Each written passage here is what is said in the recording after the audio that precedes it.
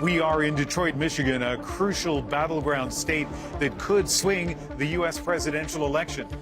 The race here is a true toss-up, and that's why tonight both candidates are here in the Detroit area.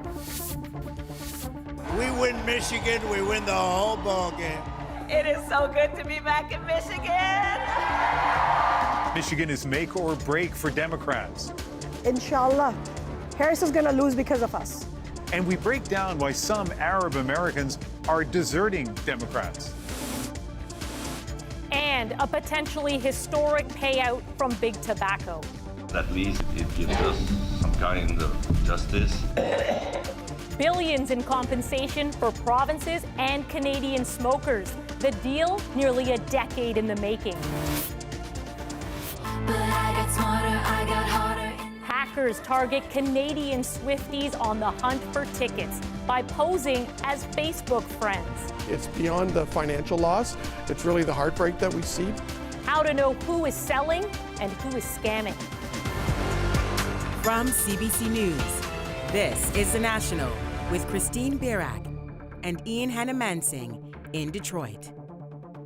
We're here in downtown Detroit tonight, the heart of Michigan, one of the handful of swing states that hold a lot of power in this incredibly tight U.S. election.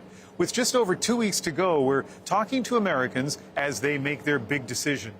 And we're not alone. Donald Trump and Kamala Harris are both campaigning in this battleground state tonight, both zeroing in on key voting blocks in these last few critical days.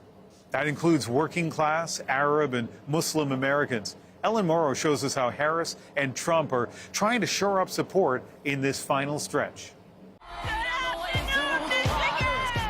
Hello to Michigan. We win Michigan, we win the whole ball game. Kamala Harris and Donald Trump with dueling rallies in battleground Michigan. We're back in Michigan. It was Harris's second trip to the state this week alone. On this latest stop, the vice president made 3 appearances appealing to blue-collar workers. We must and we will invest in the industries that built America, like steel, iron, and the great American auto industry. She's a loser. Trump started his day leveling personal attacks. Like Harris, his focus was also on working-class voters at this manufacturing roundtable and at an evening rally in Detroit. Are you better off now than you were 4 years ago?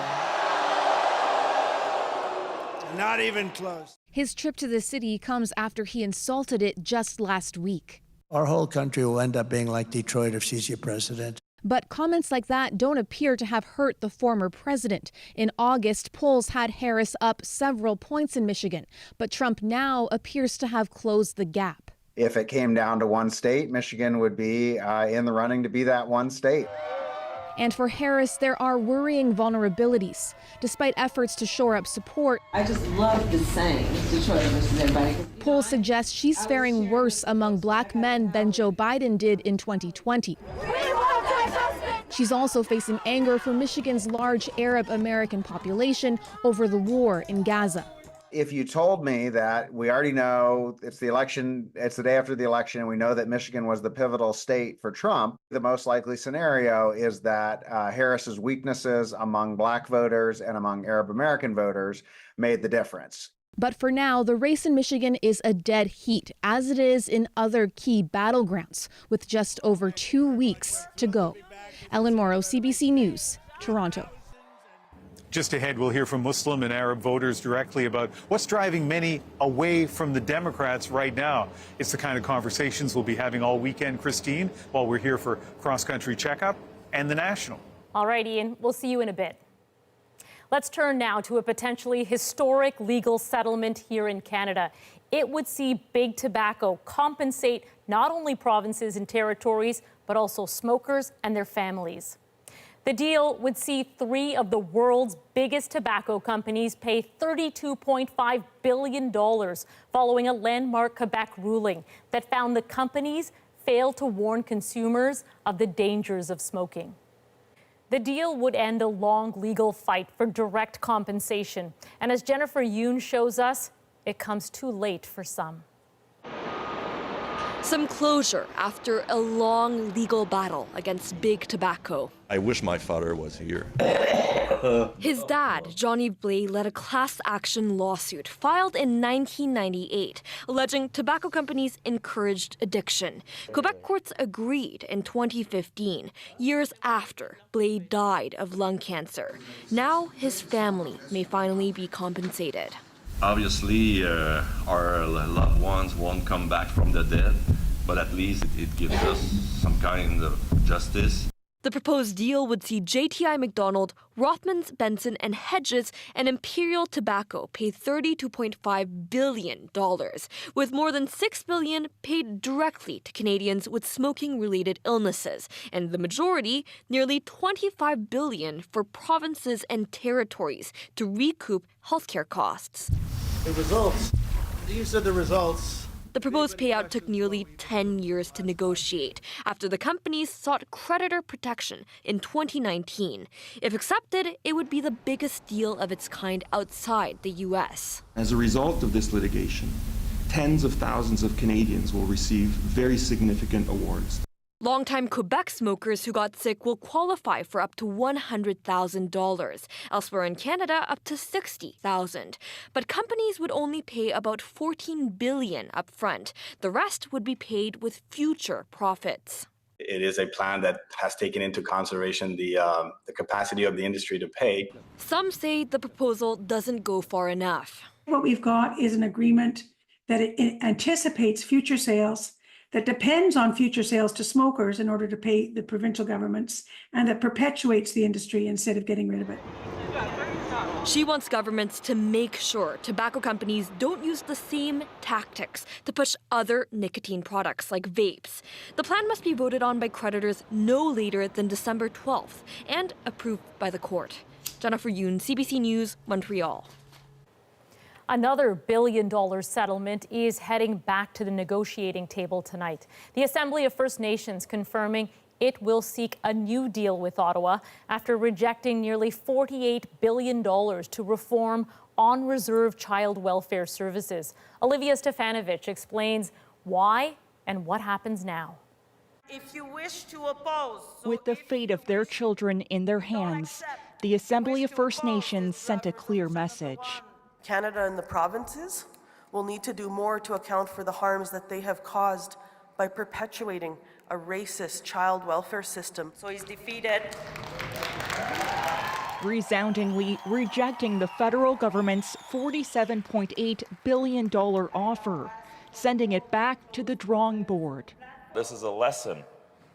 The way we got here was not the way we should have done this. The majority concerned Ottawa is acting in bad faith. When you have a region getting more than other regions, you are perpetuating discrimination, not ending it. The Canadian Human Rights Tribunal ordered the federal government to fix the on-reserve child welfare system after it found it discriminatory.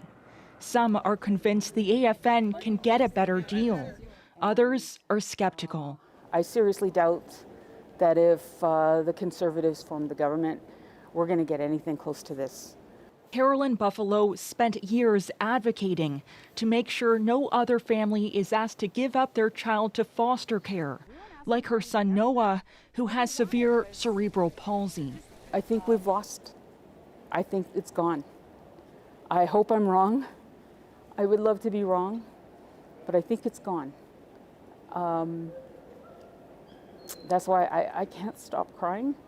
We're disappointed. Chiefs who voted in favor of the agreement are also left in limbo. There still continues to be disparities between Indigenous and non-Indigenous children. There's no success to celebrate today. The federal government says it remains committed to addressing those inequalities. And it is in the interest of Canada as well as all nations to be able to come to full resolution on this. So we will have work to do. But whether that means increasing its multi-billion-dollar offer, the federal government is so far not making any promises.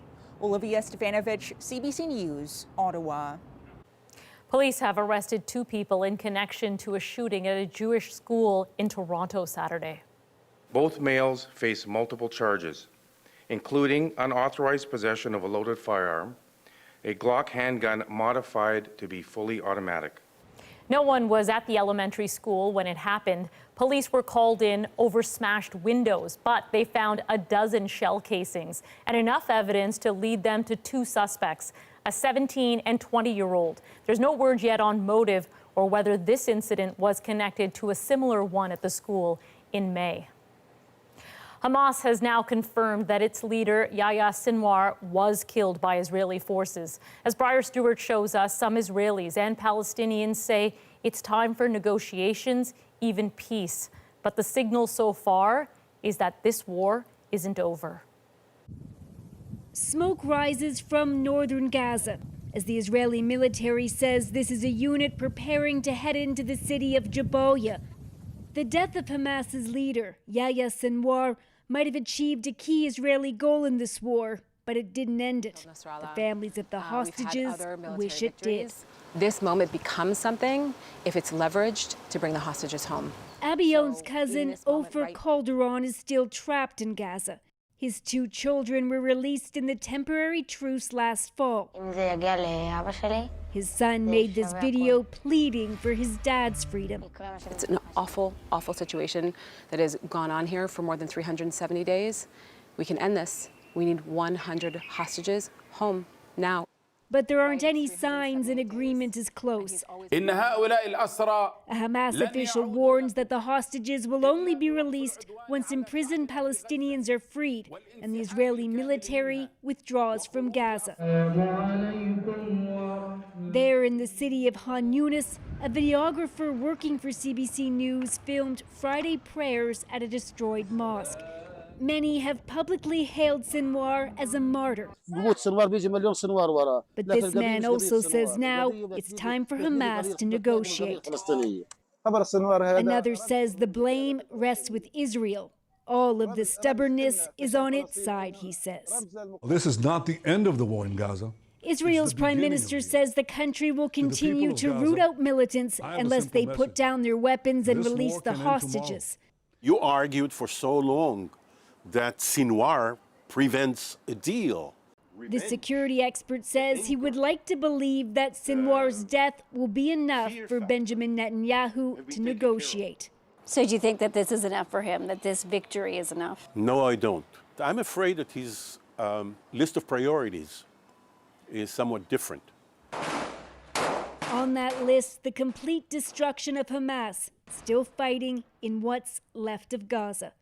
U.S. officials say Sinwar's death is an inflection point in the war, a chance to try to get a ceasefire. U.S. Secretary of State Antony Blinken is reportedly coming to the Middle East in the coming days. But the U.S., a key ally of Israel, has been unable to convince both sides to strike a deal. Briar Stewart, CBC News, Jerusalem. Millions of Cubans are without power tonight. A nationwide blackout after the island's largest power plant failed. The aging grid has collapsed in some areas over recent days, but with today's blackout, schools and non-essential services were closed. This outage is on top of existing shortages, which include food, water, fuel, and medicine. The government blames recent hurricanes and aging infrastructure. Police in both Ontario and the U.S. are warning of a new and disturbing extortion scheme. This one uses detailed personal information, even pictures of people's homes, to demand money. Nicole Williams shows us what it looks like. With this Bitcoin address. Craig Stephen was at his home in St. Thomas, Ontario, when he received a troubling email. It had my home address and phone number, and obviously they had my email, so it was a bit shocking. The anonymous author of the letter accuses Stephen of stumbling upon some not-so-safe sites. They say they've hacked his device and can see everything on his display, flick on his camera and mic, and he wouldn't even notice. You've been treading on thin ice with your browsing habits. The author threatened to share compromising videos of him with everyone he knows, unless he hands over $2,000 US worth of Bitcoin. Stephen knew it was a scam, but says he's never received one with this much of his personal information, including a photo of a house from his street at the bottom. It kind of took my breath away because it was like, you know, how did they get this information? A number of police agencies across Ontario have issued warnings about what they describe as a widespread sextortion scam, and several state justice departments in the U.S. have joined them. I haven't seen one that has this much research put into it. This woman from Texas was also threatened, and so was her mom. She was freaking out, and then she started reading it and freaked out more. Cybersecurity experts say this much personal information, the result of a larger data leak. Not only do they have richer data about us, but they have tools that make it easier to do very personalized messages to many, many people at the same time. Experts suggest to always assume messages like this are fake, and if they appear to come from official sources like the police or the CRA, to reach out to those agencies directly to confirm if the message is real. Nicole Williams, CBC News, Toronto. Small and medium-sized businesses are about to get some relief from Visa and MasterCard. A deal between Ottawa and the credit card giants kicks in tomorrow. The deal cuts the fees businesses get charged when their customers pay with credit cards. Fees will drop by up to 27%. Depending on sales volume, it could save businesses hundreds of dollars a year. In BC, a last-ditch effort on the campaign trail from provincial party leaders trying to drum up support before Election Day tomorrow. Voters turned out in record numbers at advanced polling, and as Susanna De Silva shows us, it's become a close two-party race. It was the last-minute push with some pamphlets, a little waving on the streets, and some photos for the party leaders, all of them hoping to rally their support. The NDP are very, very scared about what's going on right now. And make sure voters actually make the trip to the ballot box. I have really no regrets about this campaign. We've done all we can. A task more challenging thanks to a storm hitting the province Election Day. Ramping up our volunteer capacity to be able to get people to the polls tomorrow. More than 1 million British Columbians, almost 1/3 of registered voters, took advantage of advanced voting, smashing the previous record. We're certainly hopeful that turnout will increase. It may be that more voters are choosing to vote at advanced voting as opposed to voting on Election Day. But even experts say that could be read as a good sign for either of the frontrunners, the experienced NDP or their main opposition. BC Conservatives are able to tap into a different source of motivation, if you like. Those who are really frustrated are going to show up and perhaps show up early to make sure that they don't miss the voting day for whatever reason. In a polarizing campaign with a number of redrawn ridings and a major party that dropped out, experts say a race this tight is too hard to predict. If you are truly caring about where you live, I think you need to have that responsibility to do your own research, and then you can't rely on anybody else. Like you think, oh, well, if I miss it, it's not a big deal. Other people are voting. But if everybody thinks that, then nobody's voting, right? And what voters decide is likely to come quicker. For the first time in a BC provincial election, electronic tabulators will be used, meaning results are expected within about an hour. Susanna De Silva, CBC News, Vancouver. CBC News will have special coverage as results roll in Saturday night. It starts at 10 p.m. Eastern, 7 p.m. Pacific on CBC News Network, CBC Gem, and cbc.ca/BC. Taylor Swift's Canadian concert dates are fast approaching, and many fans are still hoping to snag a ticket. But how do you know if the tickets are real or a scam? They want you to send the money now. And one zoo's clever solution for an aging problem. Nobody has really messed with her while she's had this new suit on. And here in Michigan, the stakes are high, and the words cutting. Is he fit to do the job? She's a loser. How this state could be the key to the presidency. We're back in 2.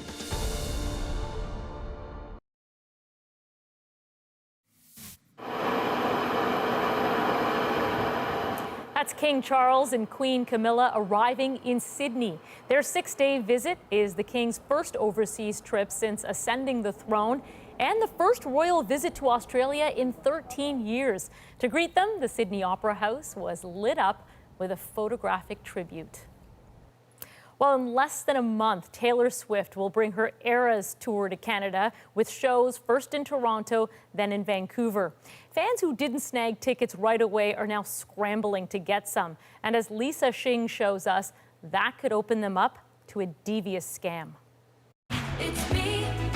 Hi, I'm the problem, it's me. For die-hard fans, the desperation to see Taylor Swift live is creating big problems. It's just hard, like, to point out who is real. For a year now, Summer Nickel has been on Facebook in search of tickets to the Vancouver shows in December. 15 attempts so far. All of them failed. They're very needy, like they're just like, they want you to send the money now. Tickets to the singer's Canadian dates sold out instantly last summer, and resale prices are going for thousands of dollars above face value. Now that the shows are coming up, scammers are taking advantage, some by hacking Facebook accounts. You can see on the screenshot, hi, I'm selling out of my 4 Taylor Swift tickets. Someone also made a fake profile of Nickel's own account to try and scam others. These tickets are a hot commodity. It adds an element of legitimacy when it's coming from a friend. Trying to figure out what's real can be tough. Even a quick search for tickets brings up a ton of posts, but it's hard to know who to trust. I didn't see the red flags. All to say, I figured out it wasn't real. But I got smarter, I got harder in the nick of time. Some people who have been hacked say they've complained, but Facebook hasn't done anything, nor has it responded to multiple requests for comment. Toronto Police also says to verify the seller's identity, like calling them up. It's very, very difficult for that money to ever be seen again. It's beyond the financial loss. It's really the heartbreak that we see, because it's parents that are desperate to buy these tickets for their kids, or kids themselves who are desperate to get them.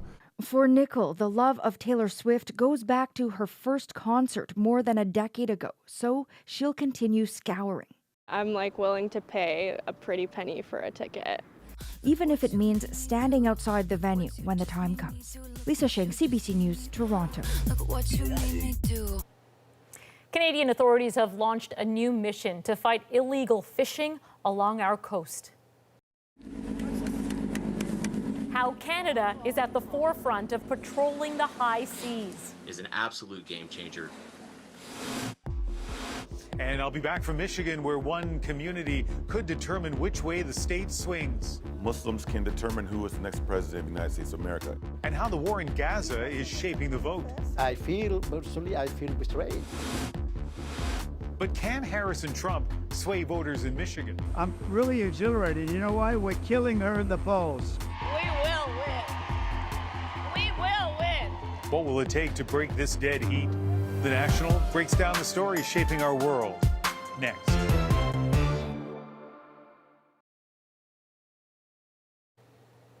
The Canadian Coast Guard is testing new international powers in remote areas of the North Pacific Ocean. Crews are boarding and inspecting foreign industrial fishing vessels. As Yvette Bren shows us, it's all in an effort to protect BC salmon. Bins of mackerel are searched for signs of any illegal catch. This is probably the most vast and remote high seas area on the planet. DFO's first Northern Pacific Guard patrol vessel, the Sir Wilfrid Laurier, set sail in September to voyage 12,000 nautical miles north of Vancouver.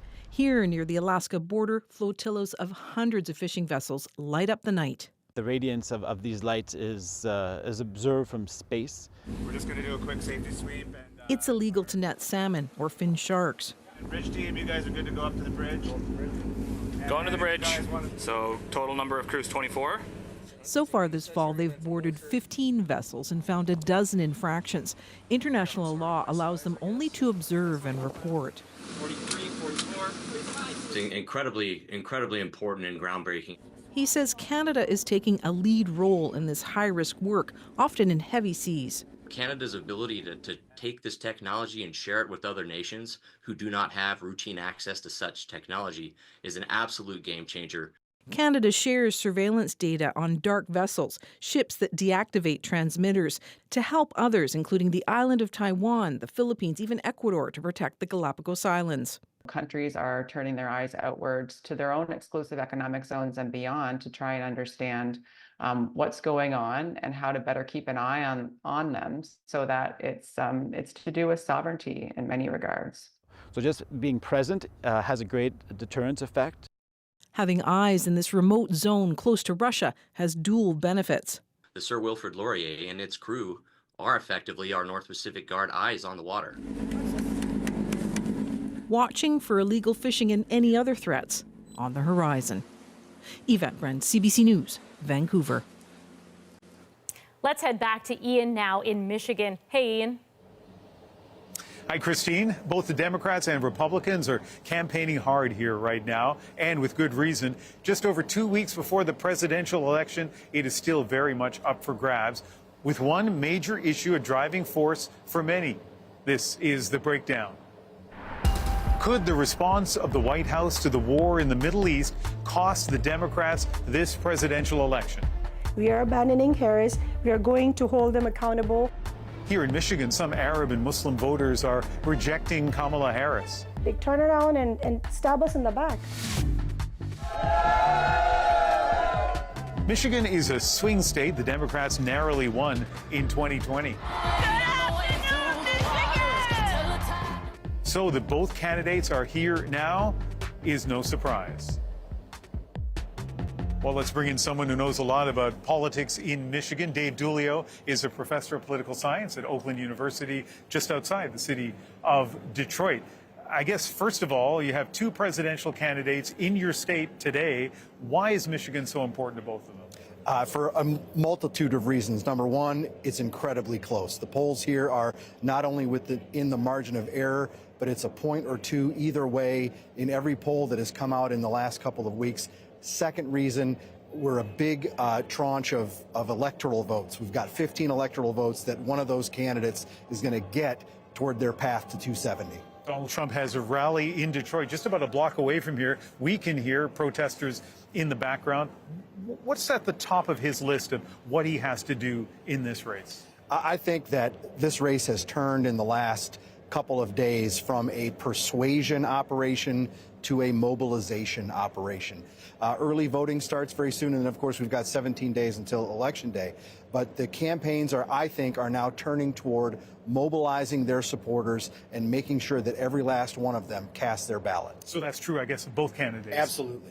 I want to play a couple of clips now from today on the campaign trail in Michigan, beginning with the vice president. You know, I've been hearing reports that his team at least is saying he's suffering from exhaustion. And that's apparently the excuse for why he's not doing interviews. You know, look, being president of the United States is probably one of the hardest jobs in the world. And so we really do need to ask if he's exhausted being on the campaign trail.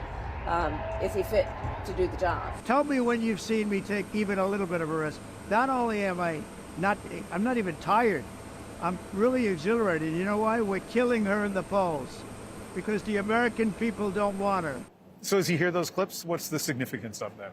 Not much. I think it's run-of-the-mill campaign sniping. I imagine Vice President Harris gets a little bit of glee about poking Trump on his age, his stamina, right? That was something that was brought up when Joe Biden was at the top of the ticket. So I think that she gets a little bit of joy out of that, but not much to make of that. Yeah. And to be fair, we looked a lot for clips from today to find something that was a little bit more meaningful. You talked about mobilization just a moment ago, but in terms of like politics of issues, is there anything, and let's talk about both candidates, starting with Trump, that they have to really nail in terms of the Michigan voters? This has been an absolute consistency in this campaign. Donald Trump is focusing on two issues here in Michigan, the economy and immigration. Kamala Harris, on the other hand, is focusing on abortion. And this is a tried and true method of campaigning. Donald Trump is focusing on those issues because right now, American voters, including here in Michigan, seem to trust Donald Trump and the Republican Party more on those issues than they do Kamala Harris and the Democrats, and vice versa for abortion. That's why Harris is focusing on it and Trump doesn't want to talk about it. This is a diverse state. On Sunday, I'll be doing a piece focusing on the African-American vote, particularly in Detroit, but beyond as well. I think it has been rock solid Democrat, more or less, for a long time. Is that changing? It is. And I'll amend your statement there just a little bit. Rock solid Right. Right. There was a string of Democratic presidential victories here in Michigan between 1992 right until 2016 when Trump flipped it. But even in that string of victories, Michigan was competitive. That blue string of victories created this myth of a blue wall back in 2016 that turned out to be pretty thin. And of course, Trump comes here and it crumbles across the Midwest, actually. So the state has always been competitive. We've elected Republican governors, for instance, in that time. And it is so down to the wire, so close. 50-50, you know, it is a pure toss-up, as you said. And what about Kamala Harris? What's the key thing she needs to convince Michiganders to do? To turn out and vote. It really does, I think, come down to turnout. Whoever does a better job of turning out their identified supporters is going to win this thing. This is a big country, lots of different local issues. We are almost, if it were daytime, in the shadow of the General Motors headquarters. And EVs have been an issue that former President Trump would like to make an issue here. He has come to Michigan and talked quite a bit about electric vehicles, electrification in general, and he has railed against it. He has used it to try and recreate the successes that he had in 2016 with folks who work for GM, Ford, Stellantis, who are blue-collar workers, union voters who used to be solidly in the Democratic column, and they are no longer, because Trump came here 8 years ago and talked to them in a way that they had not heard in decades. Talked to them around issues about trade and manufacturing, in particular NAFTA, and promised to renegotiate NAFTA, which he did. So he's actually got some credibility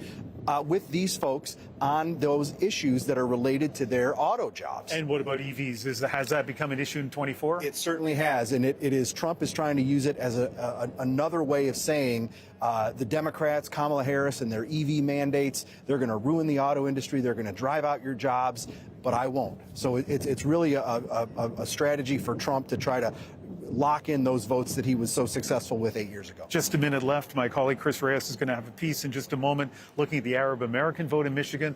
That's really interesting as well. It is fascinating. We go back to February when the Democratic presidential primary happened, and Joe Biden was on the ballot, but so was an option called uncommitted. And without getting into all the details, it was a protest vote against Joe Biden over the war in Gaza. And 100,000 people in Michigan that February day cast the ballot for uncommitted in protest to Joe Biden. The question now is, what do those folks do? Many of them are going to vote for Kamala Harris. Some are going to vote for Jill Stein. Others are just not going to vote.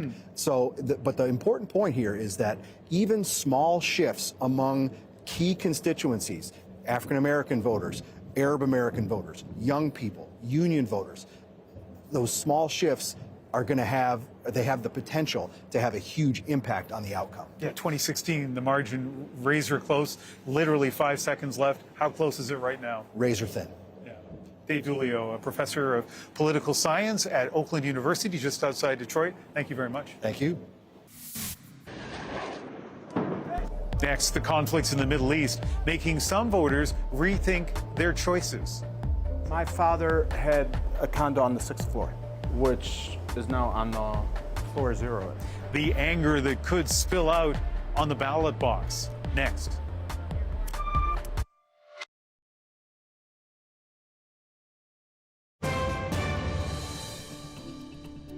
You know, there's 2 more candidates. Angry and campaigning for change.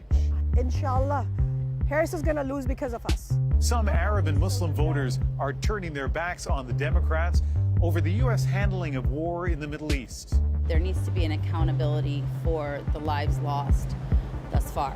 Could that spell a win for Donald Trump in Michigan? Muslims can determine who is the next president of the United States of America.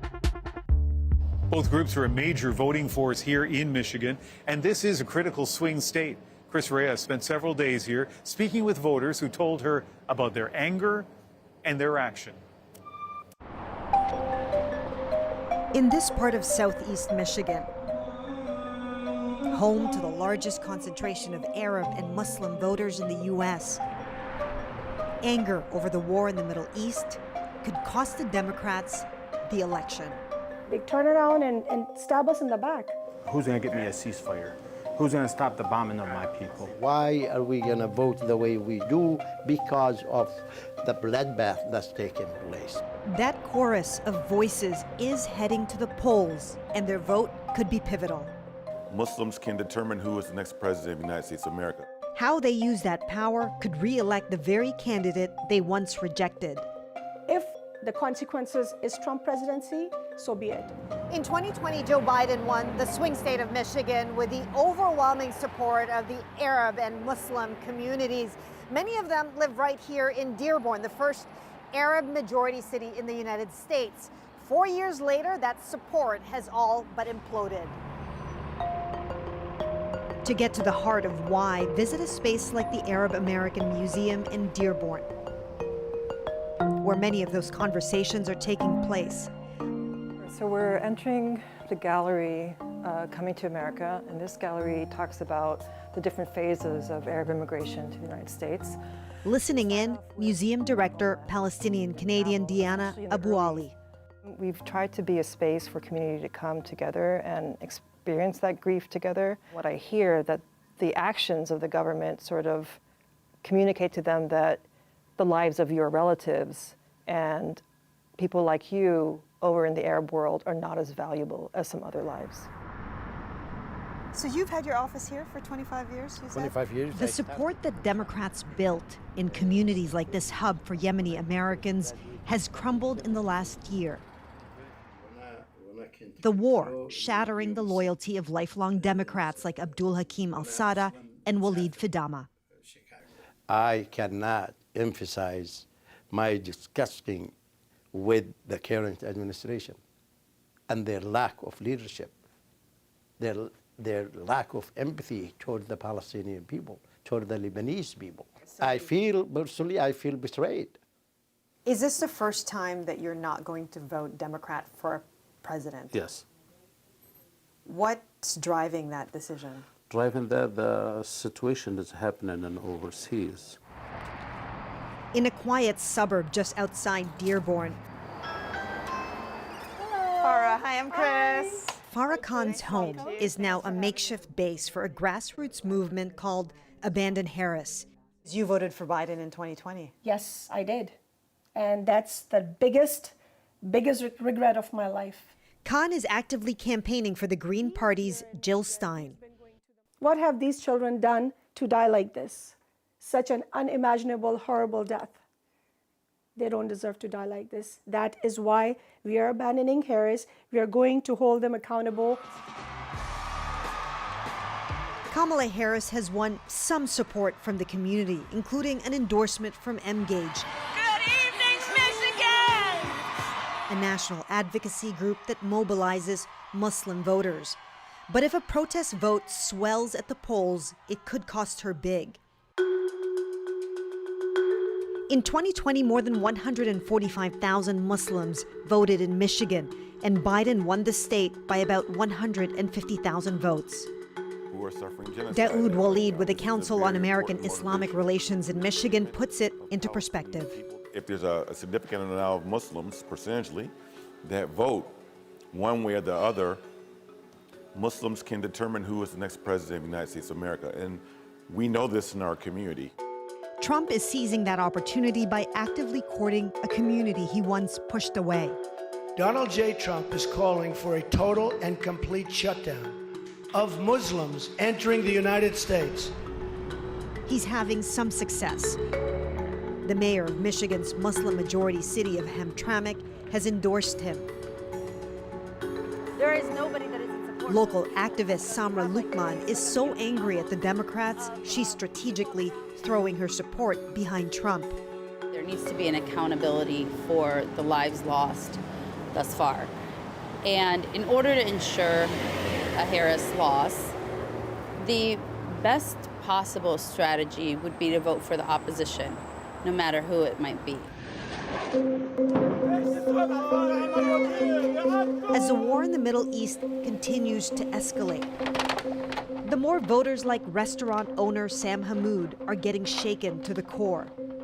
We lost communication with them for 2 days. On his phone, he has first-hand videos of the destruction in Lebanon sent by his father, who's in Beirut. My father had a condo on the 6th floor, which is now on the floor 0, as we call it.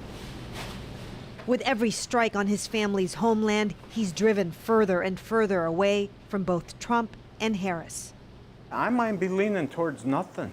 I might just go there and not even fill out for a president. It's our tax dollars, so we're contributing to the genocide, and we call it a genocide. That weighs heavy on voters at this local mosque. I'm not going to support anybody who has unwaveringly support for Israel. 100%, that's a red line. I think both parties, they're not going to do anything to stop the wars. So I'm just going to vote for a third party.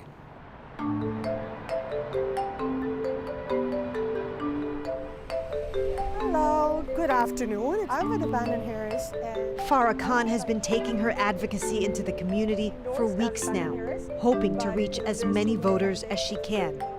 This is the easy thing. I'm not on the battlefield. And for her, there is no rest until the polls close. We need to show our power, that Muslims have power. Our votes are going to be counted, and inshallah, Harris is going to lose because of us. More than backing a winning candidate, she wants her community's strength in numbers to show they're voting to end the war. What compels you to do this? I mean, this is ultimate boots on the ground, grassroots work. Yeah. So, this picture, how could I not? I mean, if we do not do it now, then when? You know, what's interesting about what we heard from those voters is that Trump has called himself the most pro-Israel president in history. And yeah, he's expressed support in the past for a future Palestinian state, but he's been more vague on the issue during this campaign. On the other hand, Harris has been more clear about negotiating for a two-state solution, and she's acknowledged that too many Palestinian civilians have been killed. But generally, both candidates have been very vocal about their support for Israel's right to defend itself. But the sense that we got talking to so many people in Dearborn is that their vote is about rejecting the current administration, the one that's actually been in power during this year of war, and they see Harris as an extension of that. Chris, when you were here last week, did you get a sense a Harris loss in this community is a foregone conclusion? Definitely not, and only because the other thing that we kept hearing is that their minds can be changed if there's a ceasefire or an end to the war. In Dearborn, we were told almost every single Arab or Muslim voter has some personal connection to the region. So not only are they following the developments closely, they're getting it firsthand from friends and family. So it's not the candidates that's really driving their vote. It's the situation in the Middle East. And if that changes come voting day, then their vote could change too. Ian, worth noting, of all the swing states, Michigan has the largest Arab and Muslim population. And this one issue mindset, I think, is so unique to this community in this election, in this particular time. Chris Reyes back on base in New York City. And our coverage from Michigan will continue on Sunday. I'm hosting a special edition of Cross Country Checkup, which will be on CBC Radio, of course, and NPR. We're asking Canadians and Americans, what's at stake for you in this election? And of course, we'll be here later on Sunday for the National. Until then, let's send it back to Toronto. Thanks, Ian. Next, a zoo helps out an aging penguin. So the wetsuit actually allows her the ability to stay a little bit warm.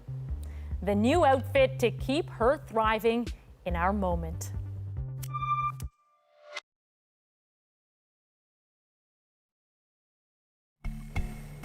You're looking at Bridget sporting her new wetsuit. For this elderly penguin, a new outfit is just what she needed to keep her insulated from the cold. So thanks to staff at the Kansas City Zoo, where she lives, she can swim and strut comfortably. Tonight, the thriving bird makes our moment.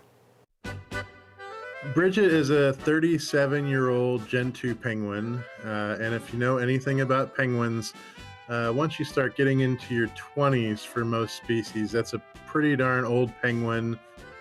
She's not able to reach back to her gland where penguins ordinarily get some oils that help preen themselves and keep them very shiny and pretty and all their feathers in place. So the wetsuit actually allows her the ability to stay a little bit warm. She's very independent and doesn't get pushed around by the other birds either. Nobody has really messed with her while she's had this new suit on. It's hard to tell if she likes it or not, but she's certainly not picking at it. We're looking out for the animals even as they age and looking for ways that we can make them feel comfortable despite the fact that they're getting a little long in the tooth. 37 doesn't sound that old to me anyway, but as you heard, typically penguins live for around 15 to 20 years in the wild. As for where you buy a wetsuit for a penguin, it was hand sewn by a staff member at the zoo. Pretty sure that makes it designer. Thank you for being with us. You can watch anywhere, anytime on the free CBC News app and subscribe to the National's YouTube channel. I'm Christine Burak. Take care.